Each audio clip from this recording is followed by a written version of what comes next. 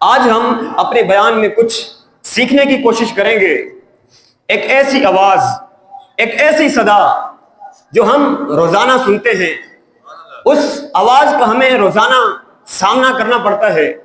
وہ کون سی آواز ہے؟ پہلے ایک واقعہ سنیے، پھر اس کے بعد میں اس آواز کا بھی بتاتا ہوں۔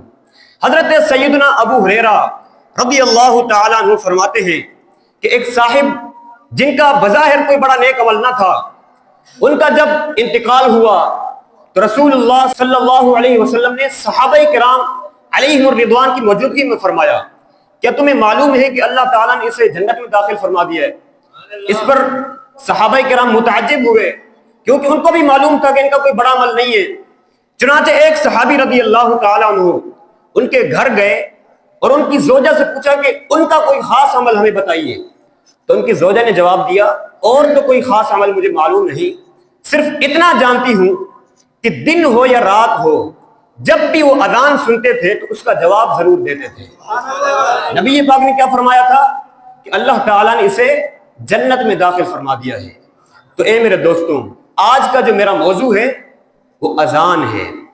دنیا میں سب سے زیادہ اگر کوئی آواز لگائی جاتی ہے تو وہ اذان کی لگائی جاتی ہے۔ یہ ایک ایسا سائیکل ہے کہ ہر لمحے، ہر سیکنڈ، سبحان اللہ، دنیا میں کہیں نہ کہیں اذان کی صدائیں بلند ہو رہی ہیں، اللہ کا نام لیا جا رہا ہے۔ اور دیکھو رب نے اپنے نام کے ساتھ اپنے حبیب کے چرچے کو کیسا بلند کیا کہ دنیا میں جہاں اللہ اکبر کی صدائیں ہیں، وہاں اشہد ان محمد رسول اللہ صلی اللہ علیہ وسلم کی صدائیں ہیں۔ جو رب نے اپنے حبیب سے وعدہ فرمایا تھا کہ اے محبوب تیرے ذکر کو ہم اونچا کریں گے، وَرَفَعْنَا لَكَ ذِكْرَكَ، تو کیسا اونچا کیا کہ دنیا میں اذان کا سلسلہ رکتا ہی نہیں ہے، نہ صرف رب کا نام لیا جا رہا ہے بلکہ اللہ کے حبیب علیہ الصلوۃ والسلام کا نام لیا جا رہا ہے۔ تو اب سوچئے یہ جو سسٹم ہے اذان کا، یہ ہم سب کے لیے کتنی بڑی نعمت ہے۔ آج میں آپ کے سامنے کچھ ایسی باتیں رکھوں گا کہ شاید آپ اسے پہلی بار سنیں گے کہ یار اذان تو روز سنتے ہیں، ہمیں تو پتہ ہی نہیں کہ اتنی اہم چیز بھی ہے اور اس کے اتنے فضائل بھی ہیں۔ اگر آپ اس کو غور سے سنیں گے تو ایمان تازہ ہو جائے گا۔ بعض لوگ اسے آذان کہتے ہیں، یاد رہے یہ آذان نہیں ہے، یہ لفظ اذان ہے۔ اور اذان کا لغوی معنی کیا ہے؟ خبردار کرنا، بتانا۔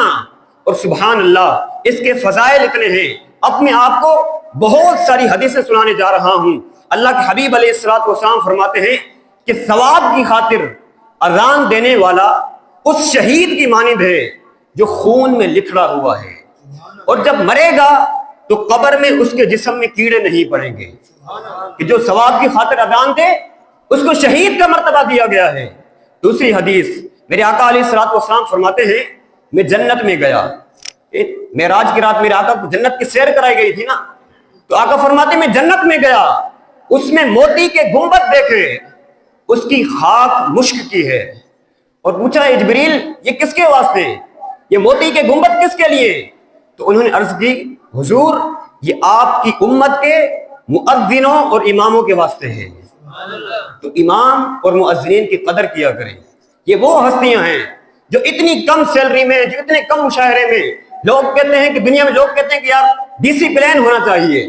دنیا میں کبھی نہ کبھی موسم کی وجہ سے، یہ جناب کسی بھی وجہ سے ٹرین بھی لیٹ ہوتی ہے تو جناب جہاز بھی لیٹ ہوتے ہیں، ایئرپورٹ بند ہو جاتے ہیں، مگر مجھے بتاؤ آندھی ہو یا طوفان ہو، سردی ہو یا گرمی ہو، جب اذان کا وقت ہوتا ہے ایک ہی وقت میں لاکھوں مسجدوں میں اذانیں ہو رہی ہوتی ہیں۔ جب جماعت کا وقت ہوتا ہے 5 وقت جماعت ہوتی ہے۔ یہ جو ڈسپلن ہمارے امام اور مؤذنین نے ساری دنیا میں قائم کیا ہے وہ کسی سے پوشیدہ نہیں ہے۔ تو خدارا امام اور مؤذنین کی قدر کیا کریں۔ انہوں نے ہماری مسجدوں کا، ہمارے اسلامی نظام کو کس طرح سنبھالا ہوا ہے۔ آگے چلیے، اذان دینے پر بات ہو رہی تھی، حدیث پاک میں آتا ہے جس نے 5 نمازوں کی اذان ایمان کی بنا پر بنیت ثواب کہی، اس کے جو پچھلے گناہ ہیں وہ سارے معاف ہو جائیں گے، اور جو ایمان کی بنا پر ثواب کے لیے اپنے ساتھیوں کی 5 نمازوں میں امامت کرے، اس کے جو پچھلے گناہ ہیں وہ بھی معاف کر دیے جائیں گے۔ ایک اور حدیث پاک، اذان کتنی کمال کی نعمت ہے۔ اللہ کے حبیب علیہ الصلوۃ والسلام فرماتے ہیں شیطان جب نماز کے لیے اذان سنتا ہے تو بھاگتا ہوا روحا پہنچ جاتا ہے۔ راوی فرماتے ہیں مدینہ منورہ سے 36 میل دور ہے۔ اس کا مطلب جدھر بھی اذان دی جائے گی نا تو شیطان 36 میل دور بھاگ جائے گا۔ یہ شیطان کے لیے اتنی بھاری ہے۔ اللہ اکبر۔ میں آپ کو ایک اور بات بتاؤں، حدیث پاک میں ہے کہ اللہ تبارک و تعالیٰ کے نزدیک، دنیا میں پوری زمین پر اللہ تبارک و تعالیٰ کے نزدیک سب سے بہترین جو حصہ ہے، سب سے بہترین جو زمین کا ٹکڑا ہے، وہ کون سا ہے؟ اللہ تبارک و تعالیٰ کے نزدیک پوری زمین پر سب سے بہترین جو حصہ ہے وہ زمین پر مسجد ہے۔ تو اس کا مطلب جس کا گھر مسجد کے قریب ہے وہ بہترین حصہ ہے۔ عاشقان رسول کی مسجد ہو، درود پاک کی صدائیں آ رہی ہوں، یا رسول اللہ کی صدائیں آ رہی ہوں، امام صاحب کے پاس جائیں تو عشق رسول کی باتیں سننے کو ملے۔ لیکن آپ ایک بات یاد کر لیں، مسجد دور ہوگی ہماری جماعت قضا ہوگی، جتنی مسجد قریب ہوگی لوگ ہمت کر کے نماز پڑھ لیں گے۔ اپنے بچوں کو بھی نمازی بنانا ہے نا تو پہلے یہ ڈھونڈو کہ مسجد قریب ہے کہ نہیں، اذان کی آواز آئے گی کہ نہیں۔ بڑی پیاری بات کتابوں میں لکھی کہ ایک بندہ ہے جس نے گھر میں کھڑکی بنائی اس نیت سے کہ روشنی آئے گی، ہوا آئے گی، فرمایا کوئی ثواب نہیں ملے گا، مگر یہ نیت کر لے گا کہ اس کھڑکی سے اذان کی آواز بھی آئے گی، تو فرمایا روشنی ہوا پہلے سے آنی تھی، مگر یہ اذان کی آواز کی نیت کر لے گا تو فرمایا اسے کھڑکی لگانے کا بھی ثواب ملے گا۔ انما الاعمال بالنیات۔ تو یہ سمجھو اس بات کو کہ اذان کی آواز جس گھر میں جاتی ہے انشاءاللہ جنات، شیطان، بلائیں، پرابلم وہ دور ہو جانی ہے۔ تو بہرحال میرے دوستوں اب ایک اور بات سنیے، اذان کا جو وقت ہے نا، جو دعاؤں کے قبولیت کا وقت ہے، حدیث پاک میں ہے کہ جب اذان دینے والا اذان دیتا ہے تو آسمان کے دروازے کھول دیے جاتے ہیں اور دعا قبول ہوتی ہے۔ یعنی مزے کی بات پتہ ہے کیا ہے؟ جب بھی اذان کا وقت ہو نا تو ہمیں تو اور تیار ہو جانا چاہیے کہ یار پہلے تو میں نے اذان کا جواب دینا ہے، اور جیسے ہی اذان ختم ہوگی تو میں نے ہاتھ اٹھا کر، کیونکہ آسمان کے دروازے کھول دیے گئے ہیں، رب نے اپنی رحمتیں کھول دی ہیں، تو اب تو میرے مانگنے کا وقت آ گیا ہے۔ یعنی اذان پر تو ہمیں اور خوش ہونا چاہیے۔ ایک اور حدیث سنو، اللہ کے حبیب علیہ الصلوۃ والسلام فرماتے ہیں مؤذن کی آواز جہاں تک پہنچتی ہے اس کے لیے مغفرت کر دی جاتی ہے، اور ہر طرح خشک جس نے اس کی آواز کو سنا اس کے لیے استغفار کرتی ہیں۔ اللہ اکبر۔ ایک اور جگہ میرے آقا علیہ الصلوۃ والسلام فرماتے ہیں جب بستی میں اذان دی جائے اللہ عز و جل اپنے عذاب سے اس دن اسے امن دیتا ہے۔ یعنی بستی میں، محلے میں، علاقے میں امن رہتا ہے جہاں اذانیں ہوتی ہیں۔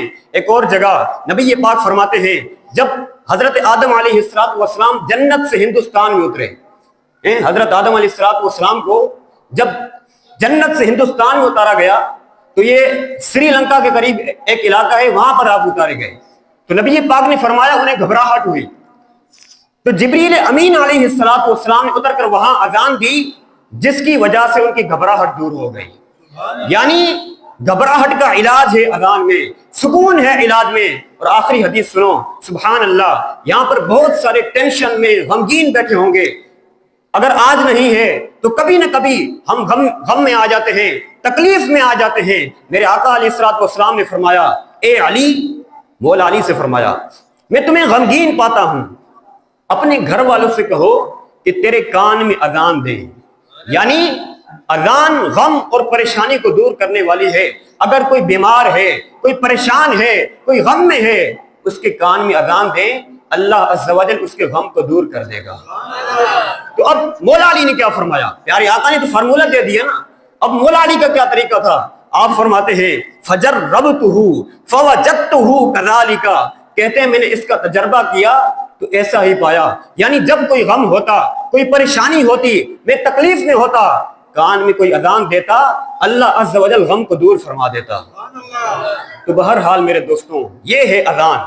اب آئیے، ایک تو اذان دینے والوں کی فضیلت ہو گئی، ہم تو مؤذن نہیں ہیں اور ہم میں سے بہت سے کم لوگ ہیں جنہیں اذان دینے کی سعادت ملتی ہے، مگر دیکھو کتنا پیارا مذہب ہے ہمارا، کتنی پیاری ہمارے مذہب کی تعلیمات ہیں کہ اذان سننے والوں کے لیے بھی کتنی نیکی کمانے کا موقع ہے۔ مدینے کے تاجدار صلی اللہ علیہ وسلم نے ایک بار عورتوں سے فرمایا، مدینے کی عورتوں سے، اے عورتوں، جب بلال کو اذان و اقامت دیتے ہوئے سنو تو جس طرح وہ کہتا ہے تم بھی ویسے ہی کہو، اللہ عز و جل تمہارے ہر کلمے کے بدلے 1,00,000 نیکیاں لکھے گا اور 1,000 درجات بلند فرمائے گا اور 1,000 تمہارے گناہ معاف فرما دے گا۔ تو خواتین نے کہا یہ تو عورتوں کے لیے، مردوں کے لیے کیا ہے؟ تو اللہ کے حبیب علیہ السلام نے فرمایا مردوں کے لیے ڈبل ہے، مردوں کے لیے دگنا ہے، تو مبارک ہو، کتنا آسان ہو گیا نیکیاں کمانا۔ سبحان اللہ، یہ تو ہو گیا اذان کا جواب۔ اقامت کا جواب دے تو بھی اسی طرح ثواب ملتا ہے۔ تو اگر کوئی شخص 5 اذانوں کا جواب دے، 5 اقامتوں کا جواب دے، تو فرمایا اسے روزانہ تقریباً 3,24,00,000 نیکیاں ملیں گی، 3,24,000 درجات بلند ہوں گے اور 3,24,000 گناہ معاف کر دیے جائیں گے۔ کتنا آسان ہے کہ اگر مسجد کے قریب گھر ہو، 5 اذانوں کا جواب دے، 5 اقامتوں کا جواب دے، فوراً مسجد پہنچے، ابھی نماز پڑھی نہیں ہے مگر اس سے پہلے روزانہ 3.25 کروڑ نیکیاں مل سکتی ہیں۔ مگر پرابلم کیا ہے؟ آج اذان کی آواز بھی آتی ہے مگر پھر بھی لگے ہوئے ہیں فون پر، پھر بھی لگے ہوئے ہیں باتوں میں۔ حالانکہ اگر کوئی یہ کہہ دے کہ جو بھی بندہ اذان کا جواب دے گا اس کو 10,000 روپے ملے گا، اگر حکومت پاکستانی اعلان کر دے کہ جو تمام اذانوں اور اقامتوں کا جواب دے گا پر اذان 50,000 روپے، پر اقامت 50,000 روپے، تو کتنے ہو گئے؟ 1,00,000 روپے ایک نماز کے، 5,00,000 روپے 5 نمازوں کے، 5,00,000 روپے اگر ایک دن کے اندر ملتے ہوتے صرف اذان اور اقامت کے جواب دینے پر، تو مسجد کے قریب گھر مہنگے ہو جاتے، مسجد کے باہر لائنیں لگی ہوتی۔ یہ دنیا کا حال ہے، اور میں تو آپ کو اپنے نبی کی حدیث سنا رہا ہوں۔ فرمایا 3 کروڑ نیکی روزانہ مل سکتی ہیں اگر ہم اذان کا جواب دیں، اقامت کا جواب دیں اور اس کو اہمیت دیں، اس وقت گفتگو چھوڑ دیں، اس وقت کام کاج چھوڑ دیں۔ اچھا یہ تھوڑی دیر کی بات ہے، ہم پورا 24 گھنٹے اذان کا جواب نہیں دیتے، صرف تھوڑی دیر کی بات ہے۔ ہاں یہ ضرور ہے اگر ایک شہر میں کئی اذانیں ایک ساتھ ہوئیں تو اس میں ایک اذان، کسی بھی پہلی اذان کا آپ جواب دے دیں، پھر باقی اذانوں کا جواب دینا ضروری نہیں ہے، لیکن پہلی اذان کا جواب ہمیں لازمی دینا چاہیے۔ تو بہرحال میرے دوستوں، اچھا ایک بڑی بات پھیلائی جاتی ہے، بڑے سوال کیے جاتے ہیں کہ کیا نبی پاک نے بھی کبھی اذان دی ہے؟ تو اس کا بھی جواب سن لو۔ آج فتاوی رضویہ شریف میں ہے سرکار دو عالم علیہ السلام نے سفر میں ایک بار اذان دی تھی، اور کلمات شہادت کیسے کہے تھے؟ ہم تو کیا کہتے ہیں؟ اشہد ان محمد رسول اللہ۔ تو نبی پاک نے کیا فرمایا تھا؟ اشہد انی رسول اللہ، میں گواہی دیتا ہوں کہ میں اللہ کا رسول ہوں۔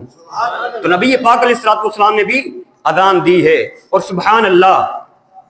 اب آئیے اب مزید میں کچھ اذان کے مسائل بیان کر دیتا ہوں، پھر آخر میں انشاءاللہ ایک ایسی عظیم اذان کی بات کریں گے کہ جو صدیاں گزرنے کے بعد جب بھی اس اذان کا ذکر کرتے ہیں تو دل کے تار چھڑ جاتے ہیں۔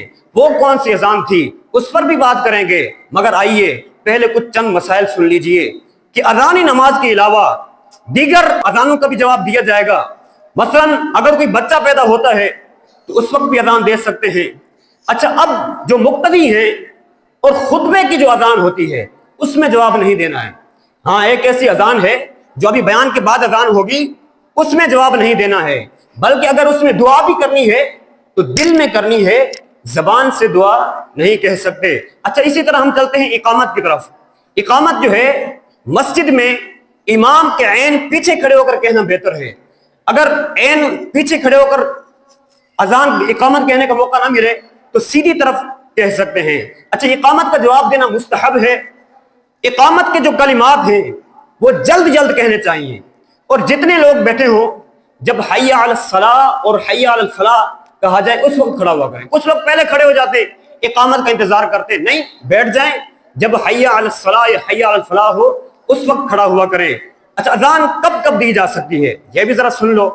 بچے کے کان میں، غمگین کے کان میں۔ ابھی ہم نے مولا علی کی روایت سنی تھی نا، تو مرگی والا جب کسی کو مرگی کا دورہ پڑے نا اس کے کان میں اذان دے، انشاءاللہ اس کو افاقہ ہو جائے گا۔ غضبناک اور بد مزاج آدمی کے کان میں، بد مزاج جانور کے کان میں، اگر کوئی جانور ہاتھ میں نہیں آتا بھاگ جاتا ہے تو اس کے کان میں اذان دے، انشاءاللہ وہ بھی صحیح ہو جائے گا۔ لڑائی کے شدت کے وقت جب اللہ نہ کرے جنگ کا معاملہ ہو اس وقت اذان دیں، انشاءاللہ وہ بھی معاملہ حل ہو جائے گا۔ آتش زدگی، کہیں اللہ نہ کرے آگ لگ جائے تو اس کے قریب اذان دیں، اللہ کی رحمت سے آگ بجھ جائے گی۔ میت کو دفن کرنے کے بعد جن کی سرکشی کے وقت کسی پر جن سوار ہو جاتا ہے تو اس وقت بھی اذان دی جا سکتی ہے۔ اچھا، وبا کے زمانے میں بھی اذان دینا مستحب ہے۔ تو یہ چند باتیں ہیں جو میں بیان کر سکا، ظاہر ہے اس کی پوری ڈیٹیل ہے، اس کے پورے چند شرعی مسائل ہیں۔ اچھا، میں آپ کو ایک مشورہ بھی دے رہا ہوں، میں جس کتاب سے آج بیان کیا، میں نے جس آج رسالے سے بیان کیا، اس کا نام بھی فیضان اذان ہے۔ دعوت اسلامی .net سے آپ اسے ڈاؤن لوڈ بھی کر سکتے ہیں، اپنی موبائل میں رکھیں، اس کو پڑھیں، اس کا مطالعہ کیجئے تو انشاءاللہ اس کی بھی برکتیں ملیں گی۔ اب آتے ہیں اس اذان کی طرف۔ میں نے کہا تھا نا میں آپ کو آخر میں ایک اذان سناؤں گا، وہ کون سی اذان تھی؟ حضرت بلال رضی اللہ تعالیٰ عنہ کا زمانہ تھا، اذان کی بات ہو اور حضرت بلال رضی اللہ تعالیٰ عنہ کی اس باذوق اور رقت انگیز اذان کی بات نہ ہو تو بات ادھوری رہ جاتی ہے۔ ماجرا یہ تھا کہ پیارے آقا علیہ الصلوۃ والسلام نے جب دنیا سے پردہ فرمایا نا تو صحابہ کرام پر گویا قیامت ٹوٹ گئی۔ صحابہ کرام تو جس کو کہیں کہ ہکا بکا رہ گئے، سکتے کے عالم میں آگے لگتا سب کچھ لٹ گیا۔ حضرت بلال تو یوں بھی مؤذن رسول ہیں۔ مؤذن اور امام کا تعلق بالکل الگ سا تعلق ہوتا ہے، جدا قسم کا تعلق ہوتا ہے۔ حضرت بلال پیارے آقا کی خدمت میں رہا کرتے تھے۔ اب جب پیارے آقا علیہ الصلوۃ والسلام نے دنیا سے پردہ فرمایا، حضرت بلال کے لیے جینا محال ہو گیا۔ وہ گلیاں جہاں پیارے آقا علیہ الصلوۃ والسلام چلا کرتے تھے، ان گلیوں سے گزرتے ہوئے حضرت بلال رضی اللہ تعالیٰ عنہ کو کلیجہ منہ آتا تھا۔ جب پیارے آقا مسکراتے تھے تو نور کی کرنیں دیواروں کو روشن کر دیتی تھی۔ اب ان دیواروں کو دیکھ دیکھ کر حضرت بلال کو پیارے آقا کی یاد ستاتی تھی۔ اب مدینہ پاک کی گلیوں میں زندگی گزارنا دشوار تھا۔ ذرا دیکھو تو صحیح عشق کا لیول کیسا ہے۔ ہمارا مدینے سے دور جینا مشکل ہوتا ہے، ہم تڑپتے ہیں مدینے چلے جائیں، مگر ان کا لیول یہ تھا کہ انہیں مدینے میں قدم قدم پر پیارے آقا کی یاد ستاتی تھی۔ وہ جی نہیں پا رہے تھے، وہ مدینہ چھوڑ کر ملک شام چلے گئے۔ اب ذرا سوچئے اے میرے دوستوں، ایک رات جب حضرت بلال آرام فرما رہے تھے تو اب نبی پاک علیہ الصلوۃ والسلام خواب میں تشریف لائے۔ قسمت جاگ اٹھی۔ آقا مدینہ علیہ الصلوۃ والسلام نے فرمایا، ما هذه الجفوۃ یا بلال، اے بلال یہ کیا بے وفائی ہے، تم نے ہماری زیارت کے لیے آنا ہی چھوڑ دیا ہے۔ اللہ اللہ، پیارے آقا مدنی مصطفیٰ صلی اللہ علیہ وسلم کا فرمان سنا۔ حضرت بلال رضی اللہ تعالیٰ عنہ کی آنکھ کھلی، سواری تیار کی، سفر مدینہ کے لیے روانہ ہو گئے۔ اللہ اکبر، ایک عاشق رسول مدینے کے سفر پر ہے، مکی مدنی مصطفیٰ صلی اللہ علیہ وسلم نے خود بلایا ہے۔ ذرا سوچو حضرت بلال کی کیفیت کیا ہوگی، یہ تو ہم معلوم نہیں کر سکتے، البتہ دل ہی دل میں حضرت بلال کی اس وقت کی کیفیت کا تصور باندھنے کی کوشش کیجئے۔ حضرت بلال کیا سوچتے ہوں گے، ہاں جلد ہی میں مدینہ پاک کی گلیوں میں پہنچ جاؤں گا، جلد ہی مسجد نبوی شریف نظر آئے گی، غریبوں کو پالنے والے آقا، دو جہاں کی داتا صلی اللہ علیہ وسلم نے خود بلایا ہے، جلوہ بھی تو دکھائیں گے، دیدار کے جام بھی تو پلائیں گے۔ ہے آرزو یہ دل کی میں بھی مدینے جاؤں، سلطان دو جہاں کو سب حال دل دکھاؤں، کاٹوں ہزار چکر طیبہ کی ہر گلی کے، یوں ہی گزار دوں میں ایام زندگی کے، پھولوں پہ جان نثاروں، کانٹوں پہ دل کو واروں، ذروں کو دوں سلامی، در کی کروں غلامی، دیوار زر کو چوموں، قدموں پہ سر کو رکھ دوں، محبوب سے لپٹ کر روتا رہوں برابر۔ اللہ اللہ، سفر کرتے کرتے حضرت بلال رضی اللہ تعالیٰ عنہ کو مدینہ منورہ کے خوبصورت در و دیوار نظر آئے ہوں گے۔ آپ بھی آنکھیں بند کر لیں اور تصور میں یہ ذہن بنائیں کہ حضرت بلال کے پیچھے پیچھے ہم بھی آقا کے مدینے جا رہے ہیں، تڑپ رہے ہیں مدینے جانے کے لیے۔ کیا معلوم آج ذکر مدینہ کی برکت سے، حضرت بلال رضی اللہ تعالیٰ عنہ کے ذکر خیر کی برکت سے ہم غلاموں کا یہ بلاوا آ جائے۔ یہ وہ لمحہ ہے جب پیارے آقا علیہ الصلوۃ والسلام مدینہ قریب آتا اپنی سواری کو تیز کر دیا کرتے تھے۔ اس وقت حضرت بلال کی کیا کیفیت ہوگی، مدینہ منورہ پر برستا ہوا نور، وہاں کے روشن در و دیوار دیکھ کر حضرت بلال رضی اللہ تعالیٰ عنہ بےتاب ہو گئے ہوں گے۔ دل میں محبوب علیہ الصلوۃ والسلام کے دیدار کی تڑپ مزید بڑھ گئی ہوگی، دل مچل گیا ہوگا، دھڑکن تیز ہو گئی ہوگی۔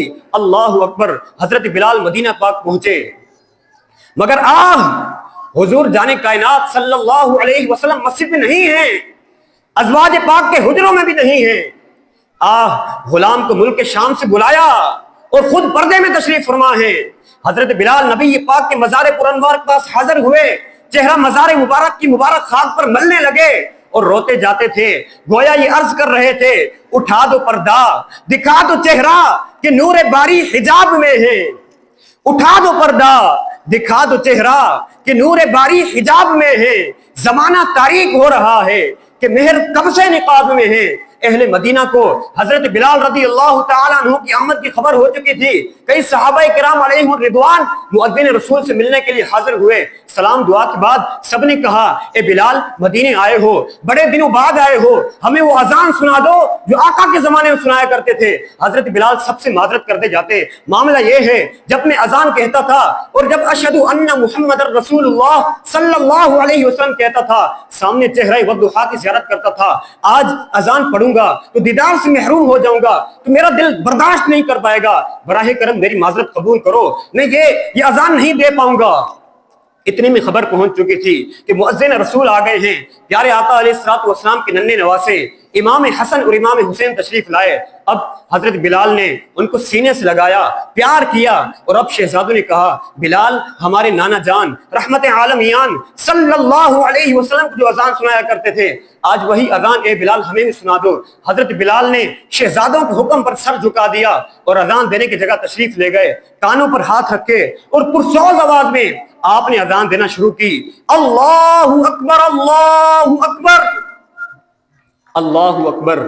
جیسے ہی مدینہ منورہ میں آواز گونجی، سرزمین مدینہ پر ایک لرزہ طاری ہوا، کوہرام مچ گیا، لوگوں کی چیخیں بلند ہوئیں، سرکار عالی وقار مکی مدنی تاجدار صلی اللہ علیہ وسلم کی یاد سے دل بیتاب ہو گئے۔ ننھے بچے اپنی ماؤں سے لپٹ کر پوچھتے تھے امی جان حضرت بلال تو آگے، ہمارے آقا علیہ الصلوۃ والسلام کب تشریف لائیں گے؟